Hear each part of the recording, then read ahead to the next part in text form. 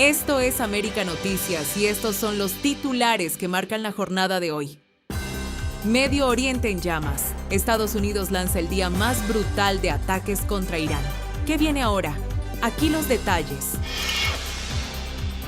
Mientras tanto, desde Miami, Donald Trump agita el tablero político al insinuar una posible adquisición amistosa de Cuba. ¿De qué se trata? Y el presidente sorprende con una visita a un restaurante venezolano en Doral y fue recibido entre aplausos y gritos. Drama en Miami Springs. Disparo dentro de una casa deja a una mujer herida y al esposo detenido. Además, Miguel Cosío, de La Resistencia, trae un análisis completo de la situación en Cuba. Las manifestaciones continúan mientras diálogos con el régimen pronostican un pronto cambio en la isla. Aquí los detalles. Esto es América Noticias.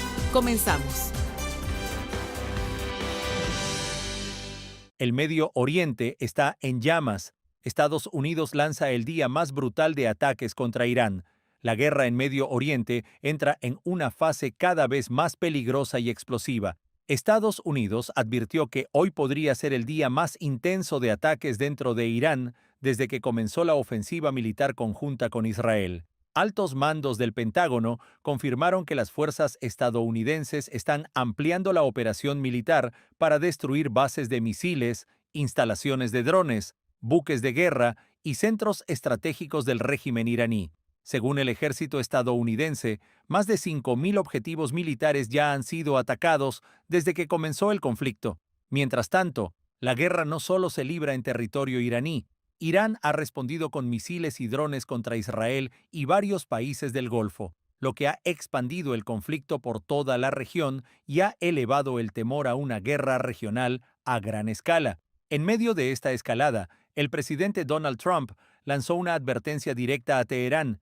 Si el régimen intenta bloquear el paso de petróleo por el estratégico estrecho de Hormuz, Estados Unidos responderá con ataques 20 veces más fuertes que los ya ejecutados.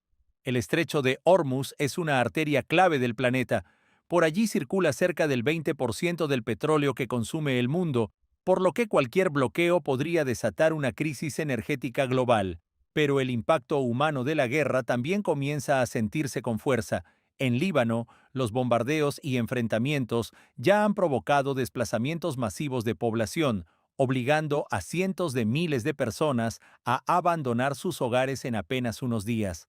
Muchos de ellos huyen hacia refugios improvisados, otros duermen en vehículos o en las calles, mientras hospitales y servicios básicos empiezan a colapsar. Al mismo tiempo, el conflicto continúa expandiéndose en múltiples frentes.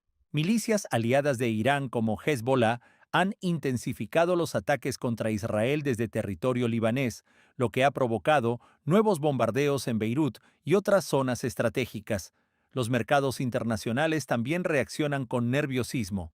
El precio del petróleo se ha disparado y las rutas marítimas del Golfo Pérsico se encuentran bajo amenaza, lo que podría afectar la economía global si el conflicto continúa escalando. Por ahora, ni Washington ni Teherán muestran señales de retroceder. Estados Unidos asegura que seguirá atacando hasta neutralizar las capacidades militares iraníes, mientras Irán promete responder golpe por golpe. El resultado es un escenario cada vez más inestable, donde cada ataque acerca al mundo a una guerra más amplia en Medio Oriente, informó Camilo Lavastilla para América Noticias. Las declaraciones del presidente Donald Trump sobre Cuba están tomando un nuevo giro, y ahora se suman revelaciones que apuntan a posibles negociaciones directas entre Washington y La Habana. Durante una conferencia en Doral, Miami, Trump aseguró que la isla atraviesa una crisis profunda y volvió a insinuar que podría producirse un cambio importante. Incluso habló de una posible adquisición amistosa, aunque dejó claro que el escenario podría ser diferente. Según el mandatario, el régimen cubano enfrenta una situación crítica. También el presidente destacó la importancia del voto cubano-americano y recordó el fuerte respaldo que recibió de esa comunidad durante las elecciones. El mandatario afirmó que el apoyo de los cubanoamericanos fue decisivo y aseguró que se trata de una comunidad que valora profundamente la libertad. Una toma amistosa puede que no sea una toma amistosa. No importaría porque realmente están, como dicen, funcionando con los últimos vapores. No tienen energía, no tienen dinero, están en graves problemas desde el punto de vista humanitario. Y no queremos ver eso, pero fueron muy, muy malos con mucha gente, como sabes. Y muchas de esas personas que viven aquí forman el voto cubano-americano, que yo obtuve en niveles récord. Esas personas son muy importantes para mí. Sé por lo que pasaron. Pasaron por un infierno.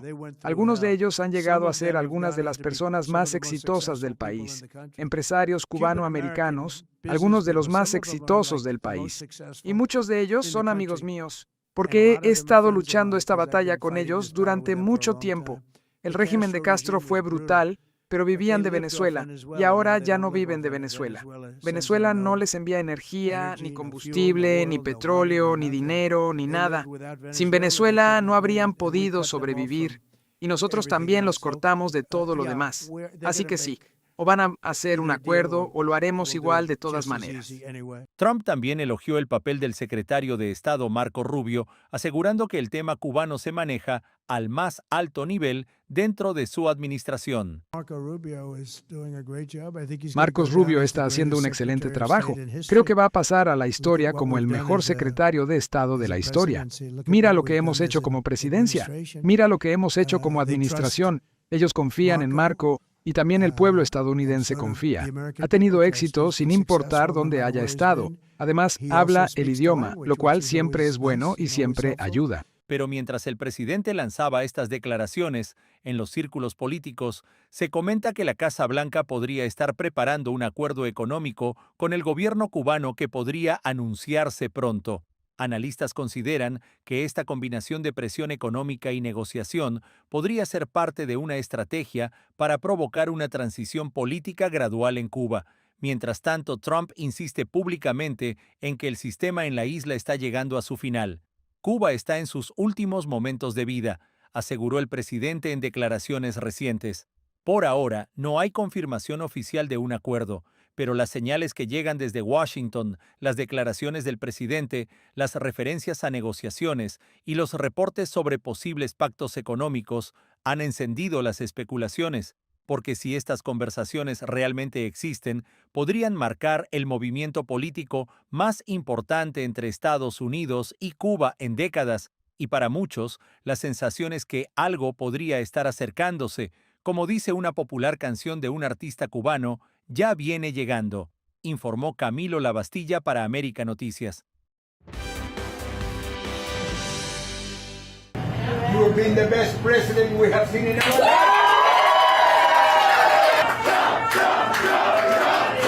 Una escena inesperada ocurrió en el sur de Florida, cuando el presidente de Estados Unidos, Donald Trump, hizo una parada en un popular restaurante venezolano de Doral antes de regresar a Washington.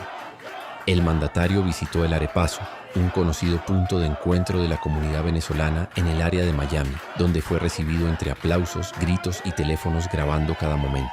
En el video, que se ha viralizado en redes sociales, se ve a Trump entrando al local mientras saluda a los presentes y conversa brevemente con clientes y empleados del restaurante. La alcaldesa de Doral, Cristi Fraga, estuvo entre quienes lo recibieron al llegar al establecimiento, donde el presidente aprovechó para interactuar con varios miembros del exilio venezolano que se encontraban en el lugar. El presidente también se acercó al mostrador y preguntó, ¿qué me pueden recomendar para comer? La respuesta fue inmediata y casi al unísono, arepas. So we came to get some food for Air Force One. Yes. What do we recommend now? Arepas. He's been my friend for a long time, right? You have been the best president we have seen in our life.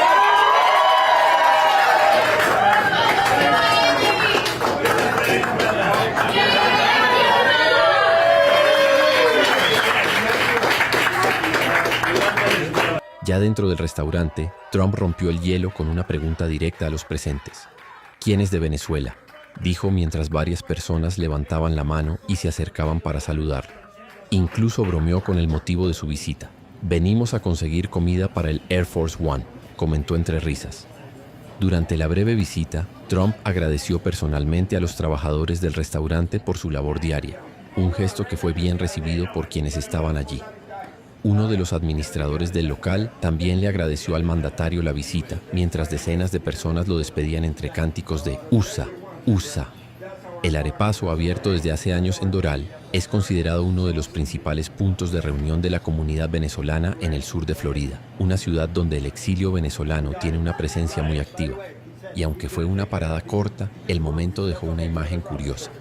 El presidente de Estados Unidos compartiendo entre arepas, aplausos, exiliados venezolanos y cubanos en pleno corazón de Doral, informó Alejandro Montes de Oca para América Noticias. En medio de la profunda crisis que vive Cuba, el régimen volvió a responsabilizar a Estados Unidos por el creciente descontento dentro de la isla. El comentarista oficialista Jorge Legañoa aseguró que Washington intenta provocar malestar entre los cubanos mediante presiones económicas, restricciones energéticas y lo que describió como campañas mediáticas contra el gobierno. Todos los días golpean con una narrativa dirigida a confundir, dividir y desmovilizar a la población y a los amigos solidarios de Cuba. ¿A qué me refiero? A las supuestas negociaciones que todos los días publican. Mire, históricamente el gobierno cubano ha mostrado disposición al diálogo con el gobierno de Estados Unidos, pero sin chanchullos, de manera seria y responsable, sobre la base de respeto a la soberanía y el derecho internacional, en la búsqueda de soluciones a las cuestiones bilaterales. ¿Se recuerdan? Algunos como los diálogos con Obama que llevaron al restablecimiento de relaciones diplomáticas. El discurso oficial insiste en que las dificultades que enfrenta el país serían consecuencia directa de las políticas estadounidenses. Sin embargo, estas declaraciones llegan en un momento particular, cuando el presidente Donald Trump y miembros de su administración han hablado abiertamente de cambios en Cuba e incluso de contactos o escenarios de diálogo con sectores vinculados al poder en la isla. Incluso se han mencionado posibles acuerdos económicos y conversaciones que podrían abrir un nuevo capítulo en la relación entre ambos países. Por eso, algunos analistas consideran llamativo que el régimen mantenga el mismo discurso de confrontación justo cuando desde Estados Unidos se habla de transición, presión política y posibles negociaciones. La desconexión en el mensaje que sale de la isla es evidente, lo que hace notar que voceros del régimen son utilizados para desinformar. Mientras tanto, dentro de Cuba, la situación sigue marcada por apagones prolongados, escasez de alimentos y una economía cada vez más deteriorada, factores que han provocado protestas y un creciente malestar social.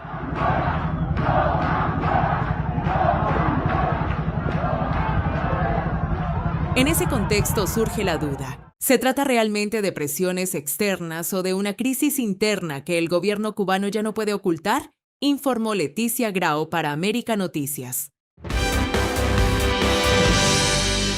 La tensión entre Estados Unidos y México vuelve a subir de tono en un momento especialmente delicado para la seguridad del continente. Mientras Washington intensifica su ofensiva contra los carteles del narcotráfico en la región, el gobierno de Claudia Sheinbaum ha dejado claro que no permitirá presencia militar estadounidense en territorio mexicano, una postura que vuelve a marcar distancia frente a la estrategia de seguridad impulsada desde la Casa Blanca. Qué bueno que el presidente Trump dice públicamente que cuando nos ha propuesto que entre el ejército de Estados Unidos a México hemos dicho que no, porque es la verdad, hemos dicho que no. Y orgullosamente seguimos diciendo que no, que colaboramos y cooperamos en inteligencia y en otras actividades relacionadas con la seguridad. Creemos que hay algo en lo que nos puede ayudar mucho Estados Unidos, que detenga el tráfico de armas ilegales de Estados Unidos a México. Los grupos delincuenciales, la delincuencia organizada, el armamento que tiene, por lo menos el 75%, reconocido por el propio Departamento de Justicia de los Estados Unidos, viene de los Estados Unidos. El choque llega justo cuando Estados Unidos advierte que está preparado para pasar a una ofensiva mucho más agresiva contra los carteles, organizaciones criminales que durante años han convertido amplias zonas de México en corredores clave para el tráfico de drogas hacia territorio estadounidense. Los carteles mexicanos no solo controlan rutas de cocaína, metanfetaminas y fentanilo, también operan como verdaderos ejércitos criminales. Por eso Washington insiste en que el problema del narcotráfico ya no es solo un tema policial, sino una amenaza directa a la seguridad nacional. La tensión política entre ambos países también se ha alimentado en los últimos días por otros temas sensibles. Uno de ellos es la ayuda enviada por México a Cuba, una decisión que ha generado fuertes críticas en sectores políticos estadounidenses que consideran que ese apoyo termina fortaleciendo al régimen de La Habana en medio de su profunda crisis económica. En paralelo, el distanciamiento diplomático quedó aún más en evidencia en el escenario internacional. México no fue invitado a la reciente cumbre de seguridad regional, un gesto que muchos analistas interpretan como una señal clara del enfriamiento en la relación con Washington. La situación abre un nuevo capítulo en la compleja relación entre ambos países. Por un lado, Estados Unidos busca mano dura contra el narcotráfico. Por el otro, México insiste en defender su soberanía. El resultado es un choque político cada vez más visible, en medio de una guerra contra el crimen organizado que sigue creciendo a ambos lados de la frontera. Quedamos atentos a la reacción del presidente Trump ante la postura de México, informó Leticia Grau para América Noticias. Momentos de tensión se vivieron en un tranquilo vecindario de Miami Springs, cuando un disparo dentro de una vivienda terminó con una mujer. Para que estés mejor informado, te dejamos con nuestras noticias en un minuto. Arrestan a cubano en Miami acusado de robar casi 1.000 galones de diésel con una camioneta modificada. La policía de Miami-Dade detuvo a Andro Rodríguez González, de 34 años, acusado de robar casi 950 galones de diésel usando una camioneta Dodge Ram 2500 con tanques ocultos y equipos para almacenar combustible. La investigación comenzó tras la alerta de un investigador de 7-Eleven y permitió documentar varios robos en distintas gasolineras del condado. En el vehículo hallaron tanques modificados e imanes para manipular los surtidores. Enfrenta cargos por fraude organizado, hurto mayor, robo minorista de combustible y posesión de vehículo con tanque ilegal, y estaba ya en libertad bajo fianza por otro caso similar. Burlas para Raúl Torres por posar en un tanque de guerra del ejército cubano. El trovador oficialista Raúl Torres volvió a ser blanco de burlas en redes sociales después de posar sobre un viejo tanque de guerra del ejército cubano en plena crisis que vive el país. Usuarios lo acusan de propaganda y de vivir desconectado de la realidad cotidiana, recordando además su historial de canciones de culto al poder como las dedicadas a Fidel Castro, Hugo Chávez, el desastre del Saratoga o el incendio de Matanzas. En un contexto de apagones, escasez y protestas, la imagen del cantautor sobre el tanque ha sido leída como otro gesto triunfalista fuera de lugar. Estudiantes desafían al régimen en la escalinata de la Universidad de La Habana. Una treintena de estudiantes protagonizó una sentada en la escalinata de la Universidad de La Habana para protestar por la crisis del país, los apagones, la falta de transporte y el impacto en sus estudios. La acción fue convocada por redes sociales, pese a que la propia universidad y la FEU intentaron desactivarla calificándola de fake. Tras casi 2 horas, profesores y directivos lograron que los jóvenes se movieran a un espacio cerrado para dialogar, lejos de cámaras y prensa. Pero la protesta se suma a 3 días de cacerolazos y manifestaciones en otras provincias contra los apagones y la escasez. Jorge Perugorría culpa a Donald Trump por la crisis en Cuba. En el Festival de Cine de Málaga, el actor y director cubano Jorge Perugorría afirmó que la política de Donald Trump de estrangular a Cuba está llevando al país al punto de una crisis humanitaria. Señaló que las restricciones al acceso a combustible agravan problemas básicos de la población y defendió que las sanciones no resuelven el conflicto político, sino que castigan sobre todo a la gente de a pie. Sus declaraciones han recibido fuertes críticas desde el exilio y de opositores que le reprochan ignorar la responsabilidad central del régimen en la crisis interna. Esta última política de Trump hacia Cuba de estrangular el país y producir esta crisis energética realmente está a punto de llevar el país a una crisis humanitaria. O sea, ahora es muy difícil pensar en hacer películas. Estamos pensando en cómo sobrevivir y cómo seguir día a día para adelante, ¿no? Estamos de regreso en América Noticias junto a La Resistencia con Miguel Cosío. Le saluda a su amigo Miguel Cosío. Espero que podamos cubrir todos los ángulos de todas las informaciones que hay. Necesito ver a Rolando Cartaya. Rolando, ¿por dónde empezamos? ¿Por el tema de las protestas o por el síndrome de La Habana o por el artículo de USA Today? ¿Por dónde quieres arrancar?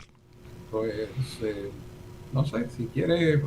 Vamos al síndrome de La Habana y ya matamos eso y después... Sí. Vale. ¿Qué te pareció la nueva entrega ayer de 60 Minutes? 9 años llevan investigando, he seguido el caso. ¿Qué te pareció? Bueno, es una conclusión que se esperaba, ¿no? O sea, resulta que ahora Estados Unidos ha adquirido un arma que fue emplazada contra los diplomáticos y los espías, los agentes de la CIA de los Estados Unidos, principalmente en Cuba. Se supone que un primer caso, probablemente el más experimental, tuvo lugar en el Hotel Capri, un turista. Correcto. Que sintió esta presión y cada vez que se llegaba a su habitación sentía esto. Pero ya después empezaron a darse estos casos con los diplomáticos que les llamaron primero ataques sónicos, después decían que no, que eran incidentes anómalos de salud, para disolverlo un poco, ¿no? Sí. Y entonces me llamó la atención durante la operación de extracción de Maduro, el relato de creo que era un colectivo, de que había un arma que tenía un sonido fuerte y que además de eso los hacía sangrar por la nariz y los dejaba como paralizados. Bueno, los diplomáticos canadienses que también fueron víctimas de esto reportaron estas hemorragias nasales, como en 2017 creo que fue. Pero hay una cantidad de problemas del equilibrio, problemas cognitivos, problemas incluso de la vista, que esto lo analizó la Universidad de Pennsylvania, que estudió a 24 de estos diplomáticos que, por cierto, fueron retirados porque estaban en riesgo en Cuba. Y la Universidad de Pennsylvania decía que era como si fuera una conmoción cerebral producto de un choque o de una explosión, pero sin el trauma. O sea, no había un trauma físico que pudiera dar cuenta de esto. Y sin embargo, ahora lo vemos como un arma adquirida por los Estados Unidos, que se ha virado la tortilla un poco, ¿no? Sí. Primero fueron víctimas sus diplomáticos, sus empleados, y no solo en Cuba. Empezó en Cuba a finales del 2016, pero después siguió en China y siguió en Europa, y en este momento yo creo que hay reportados como unos 1.500 casos. 1.500 casos en 96 países. Bueno, este es un aparato de manejo de energía, de pulsaciones electromagnéticas a través de las microondas. Ya había habido el reporte de la Academia Nacional de Ciencia de los Estados Unidos que decía más o menos esto, y el objetivo era de muy alta potencia a muy baja frecuencia, que no podía ser percibido. Era, por una parte, podía recolectarse información sensible y por la otra dañar al enemigo, y así fue, o al adversario, y así fue como ocurrió. El hecho es que, ha citado Rolando ahora, que Estados Unidos usó el Discombobulator, incluso lo dijo Trump, que produce este efecto. No deja para toda su vida lesionado a nadie, como dejaron aquellos episodios del síndrome de La Habana. Por ejemplo, el paciente cero, señores, perdió la vista, perdió el equilibrio de una manera, la memoria, que tiene que andar con un perro, como el perro de servicio de compañía, y no tiene equilibrio y usa, según me han contado, como una suerte de chalecos con contrapeso para no caerse. Es decir, le destrozaron la vida. Pero el episodio a mí me pareció extraordinario, Rolando. Yo me he echado en estos 9 años todos, más el de CNN, más el reporte de The Insider, más todo. Me pareció extraordinario el reportaje, que por cierto dice que las autoridades en la administración Biden escondieron, taparon, encubrieron lo que había detrás de estos casos. Sí, es que además hay personas a las que, como tú decías, les acabaron la vida. O sea, son personas que no han podido volver a su carrera por las secuelas de esta arma que usaron contra ellos, que obviamente fue un arma. Y están, como te digo, están retirados, algunos en las condiciones como este que tú acabas de mencionar. Si esta arma nueva no tiene efectos duraderos, bueno, entonces es un arma como para aturdirte, como para dejarte inmóvil en el momento, que es por supuesto una garantía para los soldados de Estados Unidos de que la resistencia va a ser menor, de que las bajas van a ser menores. Pero en el principio sí fue terrible, porque experimentaron con los diplomáticos de Estados Unidos en todas partes del mundo.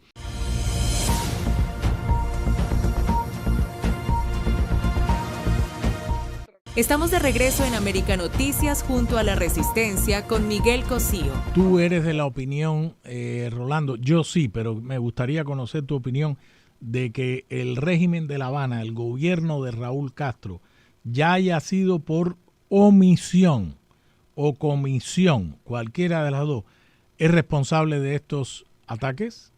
Bueno, como sabemos, los diplomáticos en Cuba están bajo una constante presión, entran a sus casas cuando no están, están seguidos constantemente, y cualquier tipo de arma que se haya podido emplazar contra ellos tiene que haber tenido conocimiento la inteligencia cubana. Se dice que el hijo de Raúl Castro está implicado en eso y que por eso lo han sacado un poco de circulación, Alejandro Castro Espín.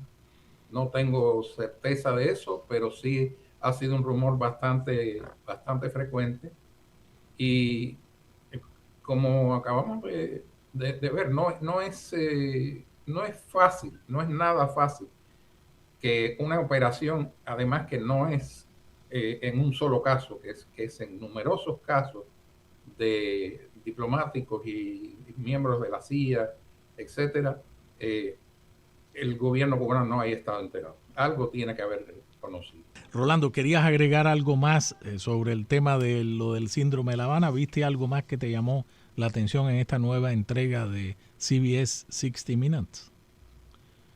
No, yo creo que eso es lo básico y lo bueno, que hayan llegado a esta conclusión. O sea, por mucho tiempo esto fue como un enigma, pero un enigma además cerrado desde arriba, cerrado. Buscaban la manera de bloquear lo que esto implicaba, pero ahora ya hay una conclusión bastante lógica, bastante razonable, que bueno, yo creo que le pone fin a esta historia que empezó a finales del 2016, y justamente contra los diplomáticos de Obama. Todavía estaba Obama en el poder en ese momento. O sea, y después los que quedaron, porque acuérdate que en enero del 17 llegó Trump, y va cuando se dio el episodio ese que mencionaste antes, Rolando, del episodio en el Hotel Capri, fue también un médico, un doctor de la CIA, a ver qué era lo que estaba pasando, porque ya había varios reportes. Y el hombre recibió un par de chuchazos también. Pero sí, qué bueno que se está llegando a esto. Yo lo que quiero saber es que se diga finalmente quién está atrás, y la sospecha, todo apunta, yo he visto las audiencias en el Congreso, todo apunta a que la mano rusa está atrás de ello. Sí, porque esa es la otra cosa, hay una responsabilidad penal sin duda, claro, con lo que le hicieron a esta gente, ¿no?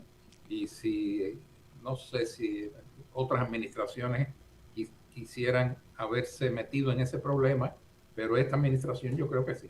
Yo creo que en algún momento buscará los responsables. Sin duda, porque esto, como decía Polimerópolis, esto fue un acto de guerra. Ahora, ¿cómo tú respondes a un acto de guerra? Bueno, ya estamos viendo en el caso de Irán cómo. Estamos de regreso en América Noticias junto a La Resistencia con Miguel Cosío. Rolando, las protestas en Cuba desde el viernes para acá, lo mismo en Marianao que en El Vedado, que en Santo Suárez, 10 de octubre, Centro Habana, La Habana Vieja, en Hawái, grandes matanzas. Duro, las imágenes yo las he visto duras, ¿eh? Sí, dice esta muchacha Yamilka Lafita, una activista muy metida en toda esta situación, que para ella es el cacerolazo más grande que se ha dado en La Habana. Esto fue, por lo menos creo que 12 municipios que estuvieron involucrados en esto y nadie los puso de acuerdo. O sea, lo único que los puso de acuerdo es esta situación de decenas de horas sin electricidad, que yo creo que sigue siendo el talón de Aquiles del gobierno. Pidieron, en algunos casos decían hambre, en otros casos decían libertad, pero lo que llega a provocar esto son los apagones. Además es la cosa de que el cacerolazo en medio de la noche y de la oscuridad, pues es mucho más difícil que la policía te siga, la policía te vaya a buscar. Aunque la costumbre ha sido que después de estos cacerolazos, o incluso mientras están los cacerolazos andando, la seguridad del Estado llega al lugar y trata de identificar a los que piensan ellos que son los instigadores. Pero este caso yo creo que es como en el Fuente Ovejuna, ¿no? ¿Quién mató al comendador? Fuente Ovejuna, señor, Fuente Ovejuna, señor. Todos a una.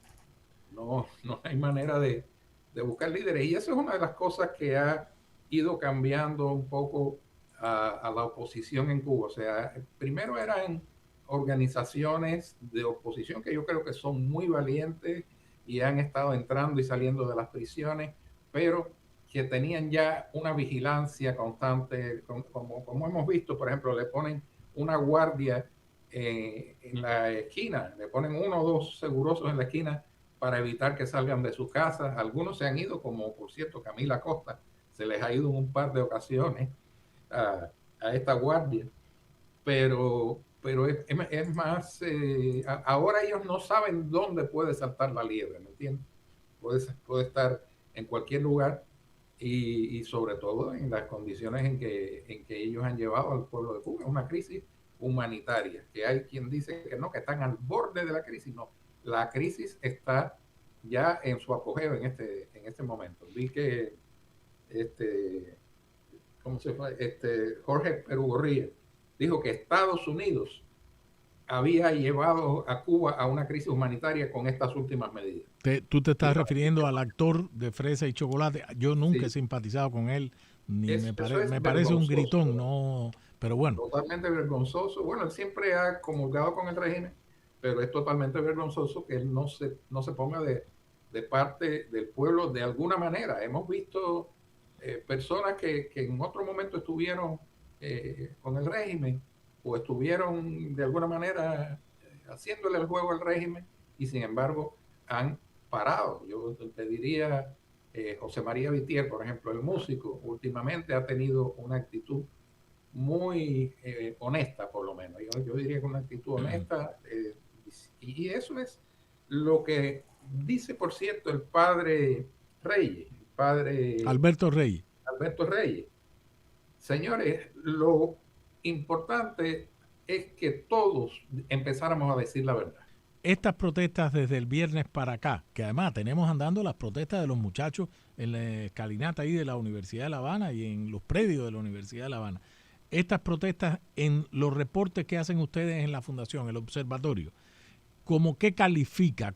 ¿Bajo qué parámetro sociológico ustedes son protestas presenciales, que son en las que más riesgo tú corres, porque como te digo, mientras estás protestando puede llegar la policía, la seguridad del Estado y llevarte detenido y después probablemente echarte, como le echaron a los muchachos de Encrucijada, que fueron al gobierno, fueron a donde está la sede de la asamblea local y es donde está la sede del Partido Comunista, que es donde el gobierno dice que hay que ir a presentar las protestas. Ellos fueron allí, sí, tocaron cacerolas y eso, y pidieron corriente.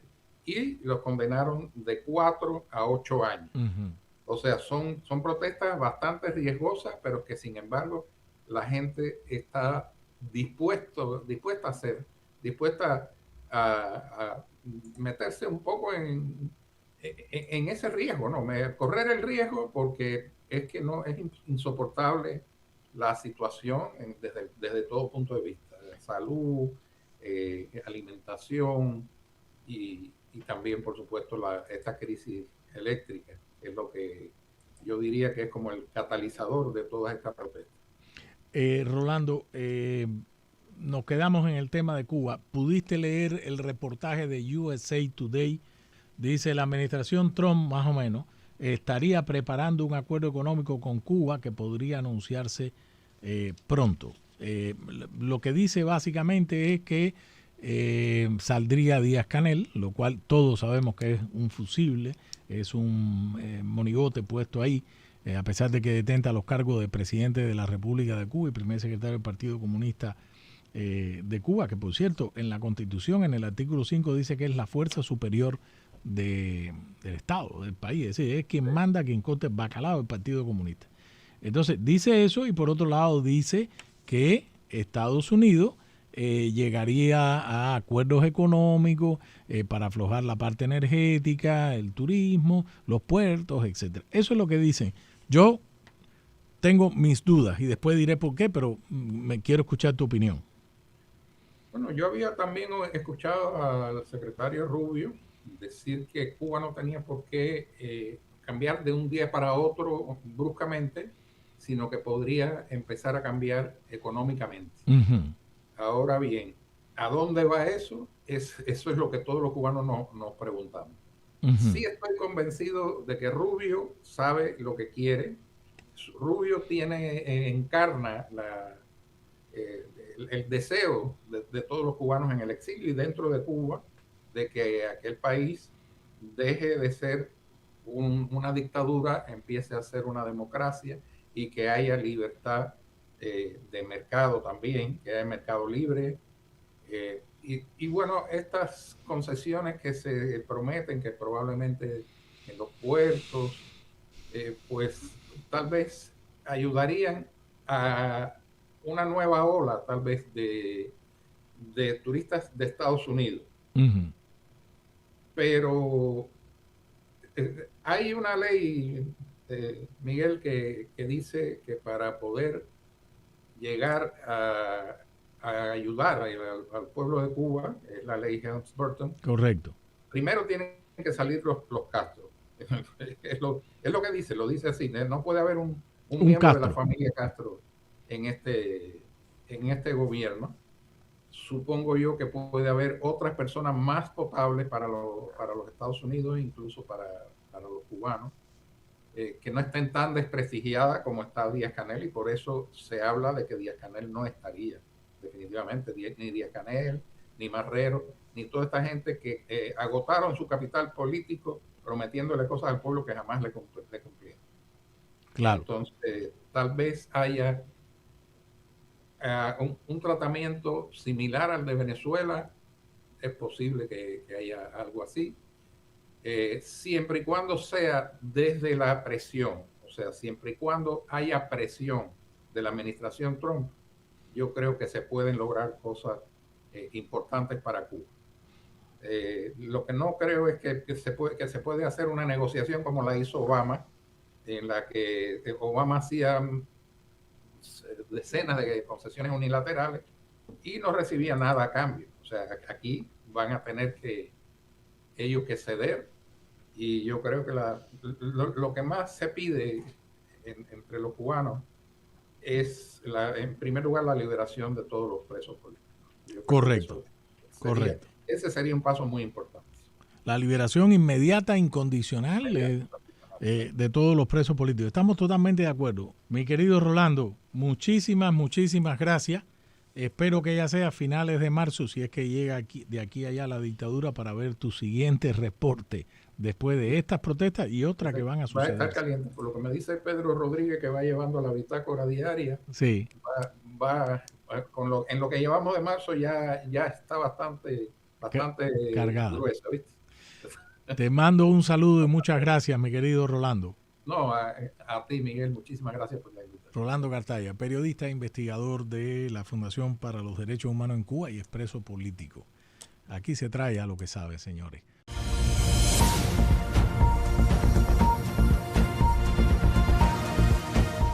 Información confiable y al momento, aquí en América Noticias. De lunes a viernes a las 7 y a las 10 de la noche por América TV, Canal 41.